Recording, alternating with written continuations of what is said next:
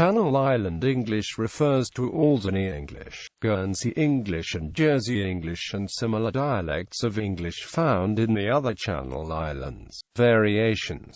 Alderney English. Alderney English is the dialect of English spoken in Alderney, distinguished by the fact that it has considerable influence from Orangey, the variety of Norman spoken on the island. Differences from more standard English include Vraic and the pronunciation of certain local surnames, Dupont and Simon and respectively, rather than the standard Parisian pronunciation.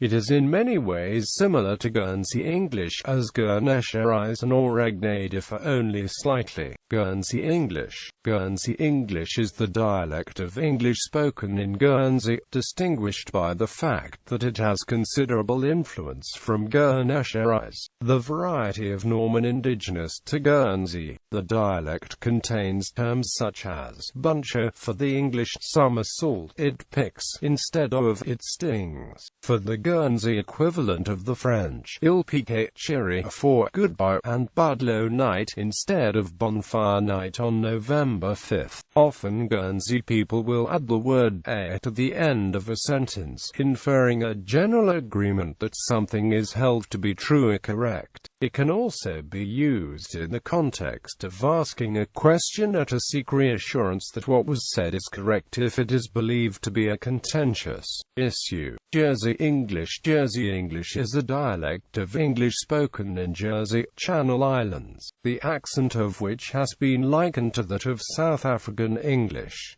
It is influenced by the use of Jersey and Jersey Legal French. Influence of Jersey Legal French on Jersey English. Jersey English has imported a number of Jersey Legal French titles and terminology. Many of these, in turn, derive from Jersey.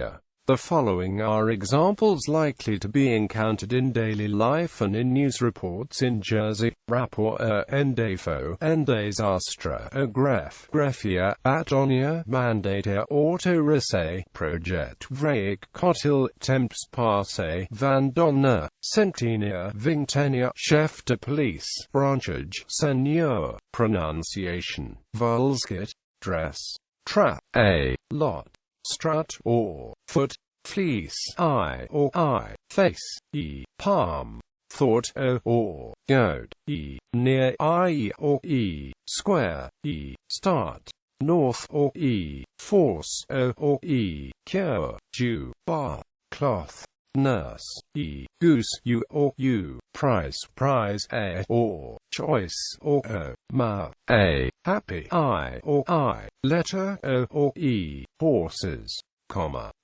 consonants H drops and intrusive H leading to sentences like, my mother was very ill and I was the eldest, and I stayed to help my mother, quote dot, ing as n, or n.